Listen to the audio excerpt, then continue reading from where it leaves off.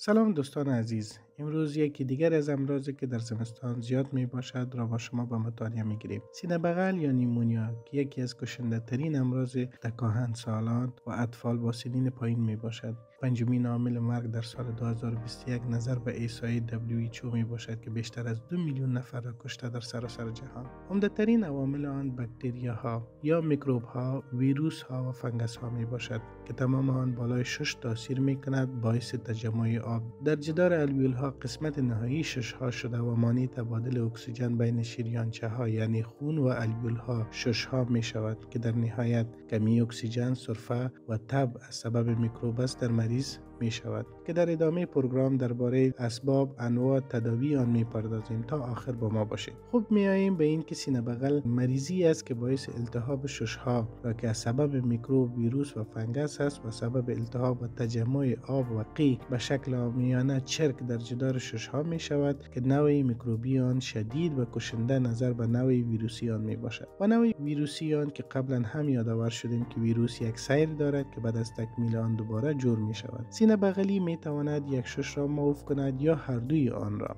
و تفاوت دیگر بین سینه بغلی باکتریایی و ویروس این است که باکتریایی که سبب آن باکتریا بوده شدیدتر نظر به ویروسی می باشد و باید که در شفاخانه تحت تداوی آنتی بیوتیک باشد تا جور شود و ویروسی آن که علائم مثل زکام را دارد و بعد از تکمیل سیر آن دوباره جور می شود و تداوی خاص ندارد. تقسیم بندی آن نظر به نوع میکروب فرق می کند. مثلا نظر به میکروبی که می تواند باکتریا یا ویروسی و یا فنگسی باشد و نظر به جای معاف شدن کمیونیتی اکوایرد نیمونیا یا هاسپیتال اکوایرد و یا توسط ماشین تنفس یا ونتیلیتور از تقسیم بندی شده. اگر مریض در بیرون از شفاخانه معاف شود را به نام کمیونیتی اکوایرد نیمونیا گفته می شود که نوع عام است و عامل مرض آن هم نوعی از میکروب ها به نام استرپتوکوکس بوده که علاوه از معاف کردن شش می تواند گوش و سینوس ها و حتی التهاب یا سحایای دماغ شود. نوع دیگران به نام مایکروپلازما که علائم آن نظر به شکل اولی کمتر بوده.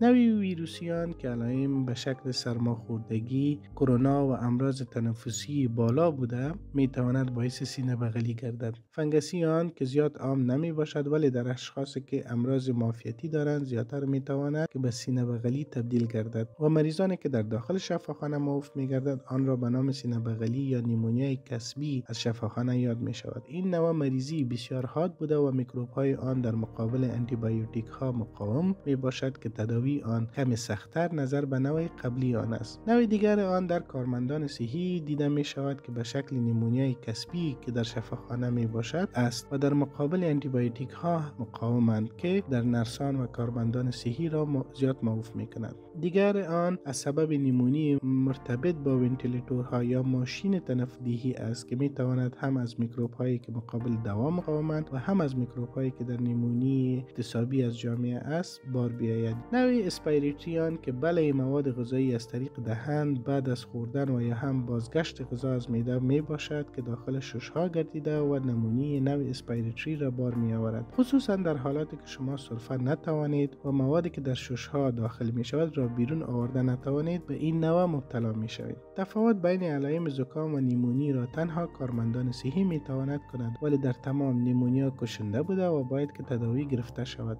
درد در سینه، مشکل در تنفس کردن و تب بالا از 38 درجه و سلفه با مواد زرد رنگ یا آبی و یا هم خونی می تواند از علائم نیمونیا گفت و کسانی که در معرض خطرند عبارتند از کاهن سالان بالاتر از 65 و اطفال کمتر از 2 سال، مریضانی که امراض مزمن شش ها داشته باشد مثلا سارکویدوزیس، کرونیک ابستراکتیو پلمونری دیزیز یا استما، سیستیک فایبروزیس و مریضانی که مشکلات عصبی دارند مثلا پارکینسون دیزیز، استروک، دیمنشیا که در این مریضان سینه بغلی که سبب بلع یا اسپیریشن زیاد دیده می شود. مریضانی که برای مدت زیادتر در شفاخانه می ماند امکان معاف شدن به سینه بغلی را دارند. اشخاصی که سیگریت می کشند، زنان حامله، اشخاصی که امراض ضعیفی معافیتی دارند. اعراض و علائم این مرض مربوط به نوع میکروب آن می باشد که باکتریایی است، ویروسی است و یا هم فنگسی. این اعراض در مریضان می تواند که حاد یا هم کم باشد. علائم باکتریایی آن تب بالاتر از 40 درجه، در سرفه یا قیح زرد آبی و یا هم خونی دیده می شود، خستگی، تیز تنفس،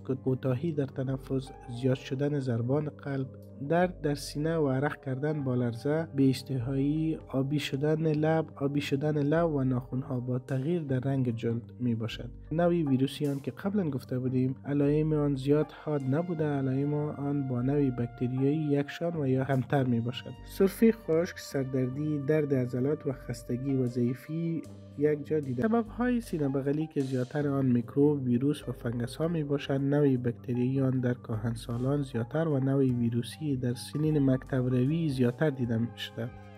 سوال پیدا می شود که آیا نمونیا ساری می باشد یا خیر؟ خود مرض نمی تواند که ساری باشد، ولی میکروب ها و ویروس ها که سبب نیمونیا می شود می تواند که ساری باشد. می تواند گفت که سینه بغل آدم را زکام نمی کند، ولی زکام می تواند مریض را سینه بغل بسازد. و میکروب هایی که با سرفه بیرون می شود می تواند در سطح میز و اطراف باشد و بعد از تماس به اشخاص سالم انتقال کند. نوع فنگسی آن ساری نبوده. تشخیص سینه بغل توسط کارمندهای صحی می شود. بعد از شنیدن تاریخچه و مشکلات مریض آوازهای شش شنیده می شود و برای تشخیص بهتر آن به اکسری و عکس شش ها ضرورتند. همچنان اندازه اکسیژن در خون و با سرفه کردن آمدن بلغم دیده می شود. تداوی آن نظر به نوع علائم آن فرق می کند. در زیادتر حالات تداوی آن عرضی می باشد و دیده می شود که به طرف وخامت نرود. در صورتی که وخیم می شود باید که از تداوی آنتی بیوتیک ها که در تداوی سینه بغلی که از سبب میکروب بوده صورت می گیرد که این تداوی بالای نوع آن که از سبب ویروس بوده تاثیر ندارد و داروهای آنتی فنگل در مریضانی که سبب فنگس به سینه بغلی معاف شده استفاده می شود. و تداوی نوع ویروسی را می توانند با آنتی ویرال تداوی کرد، ولی چون خود ویروس یک سیر خود را دارد بعد از ختم سیکل آن خود مرض خود به خود جور می شود. تداوی هایی که در پهلوی داروها به مریضان سینه بغل داده می شود عبارتند از دادن اکسیژن، مایعات برای تداوی کردن کمی مایعات و تخلیه مایعات از ششها در صورتی که مایعات در ششها زیاد جمع شده باشد از طریق کاتتر و یا هم عمل جراحی بوده. چطور می توان خود را از این مرض نجات دهیم؟ بهترین راه برای نجات آن واکسین ها می باشد که در پروگرام های بعدی بالای آن بحث میکنیم. و راه های دیگر آن عبارتند از ایلا کردن سیگریت که دود می تواند ششها را صدمه بزنند و زمینه را برای معاف کردن برابر می کند. و نگهداری نظافت، از تماس با اشخاص جلوگیری کردن و خوردن غذاهای صحی، سپورت و استراحت می تواند شما را از این مریضی نجات بدهد.